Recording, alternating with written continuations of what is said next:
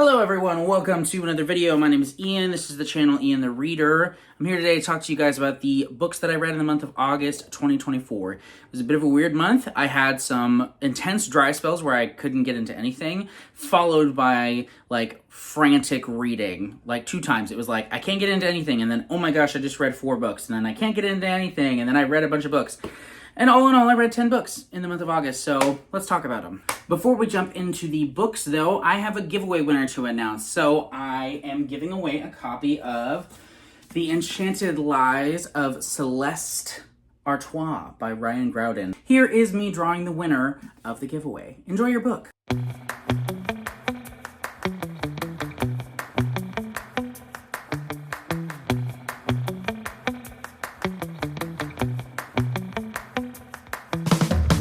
Okay, now that that's out of the way, let's jump into the books. This is like the most book nerd thing ever. I wrote the books that I read, my wrap up, on the back of a Half Price Books receipt because it was the only piece of paper near me. So if that doesn't tell you I have a problem, I don't know what does. Let's talk books. So the first thing that I read in the month of August was We Are Legion, the first book in the Bobaverse series by Dennis something. Can't remember his name. So this is the series that my brothers and I are currently reading together, and it's an interesting one. So this is sci-fi. I want to say it's self-published. And essentially, you have a character who, at the beginning of the story, he agrees to or signs up to, basically, when he dies, they're going to save his head, his brain. And when they are able to revive him, they will unfreeze his head and bring him back to life. So he signs up for that, and then immediately after he gets hit by a bus or something like that, and he dies. So fast forward quite a bit of time, and his consciousness is not revived as much as it is uploaded into like a computer software type thing. And he becomes one person who has been selected to possibly take on this mission of sorts. Things go from there. I don't want to reveal too much, but this book was freaking weird.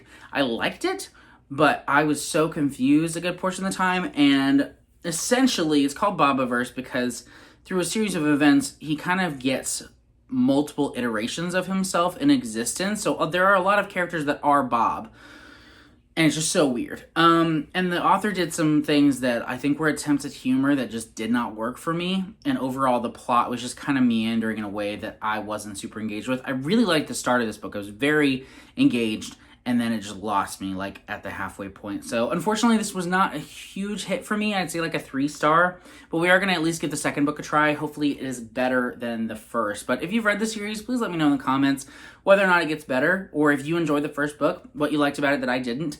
Maybe I just need to adjust my perspective on it. So let me know. Next book I want to talk to you guys about is Beautyland, and this is a book that I was really excited to read. It's actually my book club's pick for our Q3 group read, and it is really interesting. So we follow a woman who is convinced that she's an alien, who has been sent down to Earth to live life and report back to her alien species about what it's like to live on Earth.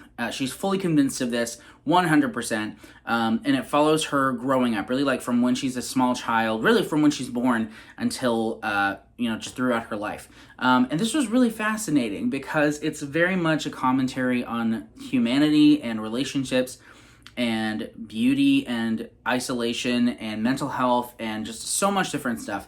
It was really compelling. I had a great time with this. I will say it has not stuck in my brain as much as I thought that it would. Upon first reading it, I was like, wow, that was really good. And I was thinking about it like that day. And I really haven't thought about it again until this wrap-up, so take that as you will. It's a good read. It didn't hit me as much as I thought it would. I still liked it. I give it 4 stars. Next up, let's talk about a series that I binged more of this month, and that is the Will Trent series by Karen Slaughter. I am now caught up to the most recent book that just came out in August. That's called Why We Lied, or This Is Why We Lied, or something like that. Anyway, I read 3 Will Trent books this month. I read book 9, which is The Last Widow, book 10, which is The Silent Wife, and book 11, which is After That Night. So it was quite intense. I literally just binged those 3 back to back to back, and if I had had the audiobook for the 4th one, I would have listened to it. But ultimately, I'm glad that I'm caught up on this series. This series overall, I like. It's not quite as consistently good as her Grant County series, in my personal opinion. I'm going to do an overall series review once I've finished this most recent book, but I really liked some of the character development that happened in these 3 books, and some of the plot points were absolutely insane. I did have an issue with how some of these characters endure like some of the most intense and dark and crazy stuff And then you get to the next book and it's like nothing ever happened. No trauma that they're having to deal with, no PTSD, nothing like that. One character goes through that, but of all the characters who experienced that, I was the most surprised that it was them and not two other characters who went through like so much different stuff.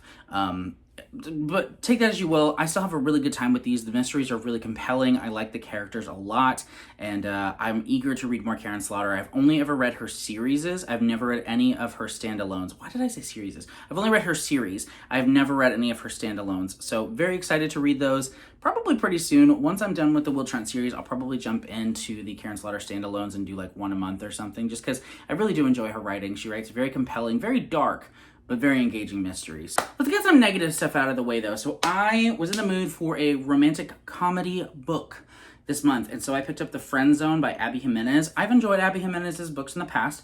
I've read two others, Part of Your World and Just for the Summer, which was not pitched as a third book in the Part of Your World series, but it definitely is, so don't skip yours truly like I did. Still need to read that, hopefully soon. But I picked up this book, which is the first in another series she has, and I really didn't like it very much. Okay, so in this book, we follow a woman who is in a long-distance relationship with someone who's in the military, and he's about to return from being deployed. And before that happens, she kind of gets thrust into this situation with a firefighter who is a friend of her best friend's fiance. And there's a lot of tension there and romantic tensity and, longing there. And the whole time I'm just like, okay, I know that you aren't acting on anything necessarily yet, but there was certainly a lot of inappropriate qualities to their relationship while she was in a committed relationship with somebody who she supposedly loved and da-da-da-da-da. So I wasn't crazy about that. But then additionally, I just didn't connect with the main characters, either the male or the female. And then on top of that, there was a big theme in this book of infertility, which I think is a really important topic and needs to be discussed more in fiction. But I was frustrated with the way that it was utilized in the story. By the end, I was really frustrated. I'm not going to get too much into the details of it, but I didn't like that, and that's just me. Ultimately, I gave this a 3-star when I read it. It's really like a 2.5, which is a bummer, but I just really did not enjoy this book, at all. So take that as you will. If you like this book, I'm happy for you, but I did not. Okay, it's all good stuff from here. Let's go ahead and talk about a book that I read called Jupiter Rising. This is the sequel to the middle grade book Orbiting Jupiter that I read in July, and I gave that book 5 stars. I loved it. It broke my heart. It was gorgeous. It's around here somewhere. I think it's over there, actually. I thought I saw it in the camera, but I didn't. An amazing book, and this is the belated sequel in that the Orbiting Jupiter came out maybe close to 10 years ago, and now the sequel is out, Jupiter Rising, and it's more of a companion novel, allegedly, but I do not recommend reading Jupiter Rising before reading Orbiting Jupiter. It just doesn't work, because really this is a direct sequel. This takes place after the events of Orbiting Jupiter, with the main character really dealing with a lot of the things that happened in Orbiting Jupiter, and just, I can't even tell you what this book is about. It's so spoilery for what happened in Orbiting Jupiter. But we follow a young kid who is adopted. He's been adopted into this family, and he has a new foster sister who they're wanting to adopt. But then some things happen, and other people want to have her be their child, and there's this kind of custody battle that ensues. Definitely emotional, definitely some really powerful moments, but I would not say that this book was nearly as impactful for me personally as Orbiting Jupiter. I liked it a lot, and it was really well written, but definitely read Orbiting Jupiter first. And read Orbiting Jupiter because it's amazing, but Jupiter Rising, not quite as good, still really good. I gave it 4 stars. Okay, let's talk about one of my favorite books of all time, that being The Story Life of A.J. Ficker. I've read this book more than any other book before, and I actually thought about including it in my most recent video, 10 books, or not even 10 books. It was secret favorite books that I love that I never talk about because I read them before BookTube. The Story Life of A.J. Ficker is a book that changed my life in a lot of ways. So in 2015, I was sad and depressed and having a really hard time, but I got back into reading a lot. I was reading before, but my dad and I did a challenge amongst ourselves to read 52 books in a year. It was the first challenge that either of us had ever done. And I read a lot of books that year that I enjoyed, but The Story Life of A.J. Ficker came into my life at the exact right moment. And it just blew me away. The feeling, the hope, the joy, the characters, everything that I experienced in that book just truly did change my life. I don't know. I love that book. I'm not gonna talk about it too much because I'm gonna get sappy about it. But I love that book. It's definitely got flaws, but I choose to love it anyway. So The Story Life of A.J. Ficker is one that I've read many times. I read it every year for about 6 years in a row, and I took a few years off. But this was a book that I picked up because I was just kind of having a tough month. A lot going on. I got COVID. I had some other work stuff going on that was kind of intense. And it's just been kind of a crazy month, so I decided to pick up The Story Life of A.J. Ficker, and it was like a warm cup of tea on a cold day. It was so comforting, so nice to return to these characters. I love this book. Like I said, it definitely has some flaws, so don't enter into it thinking it's going to be the most amazing book ever. Like, if I read it now, I might not even give it 5 stars. Who knows? But the emotions and nostalgia that I have for this book are strong enough that I love it every single time I visit it. This book means a lot to me. So, yeah, Story Life of A.J. Ficker, Gabrielle Zevin, really, really amazing. So 2 more books to talk about. They're both 5 stars, which I'm so happy about. And it's a toss-up for which one is my book of the month. I don't know that I can decide. They're just so different. So the first one is Oathbringer by Brandon Sanderson, the 3rd book in the Stormlight Archive. What a turnaround on this book. So I first read this in, I want to say 2020, and when I read it, it had been 3 years before that I read books 1 and 2 in the Stormlight Archive, The Way of Kings and Words of Radiance. So I entered into this book having watched a recap video, but feeling a bit lost. I couldn't remember a lot of the characters, particularly like all the bridgemen, and a handful of other plot points just had faded from my memory. And so I read this, and it was a bit of a slog. The first 2 parts dragged quite a bit the first time I read them. The rest was amazing, but I gave it, I think, a 4.5 star originally, and it was my least favorite Stormlight Archive book. I've been rereading the Stormlight Archive series this year, 1 a month, and Oathbringer's now my favorite. I have not yet read Rhythm of War, so we'll see if that becomes my favorite, but I like Oathbringer more than Words of Radiance and more than Way of Kings, which I never thought I would say. I loved everything about this book. The parts that I thought were slow beforehand, I connected with all the POVs a lot more this time because I remembered them, and it was amazing. I liked a lot of the character things that happened with 2 characters in particular, Dalinar and Shallan. I actually liked quite a bit in this story, and just the climax of this book is insane. Like, I thought to myself that the climax of Words of Radiance was the best, and then I read this and I was just like, oh my gosh, I could go back and just reread like the last 150, 200 pages of this and have chills because it's that good. Oathbringer's amazing. My favorite Stormlight book thus far. We'll see if it gets toppled, but so good. I'm so glad I reread this series. And the other book, which has a shot at being my book of the month and possibly my book of the year, it's definitely in the top 3, is Small Mercies by Dennis Lehane. Oh, I love this book so much. So Dennis Lehane is one of my favorite authors. I've given 4 of his books 5 stars of the 5 books that I've read. Small Mercies is my favorite by him, which is crazy to me because I love Mystic River and Shutter Island and The Drop so much, but this is my favorite.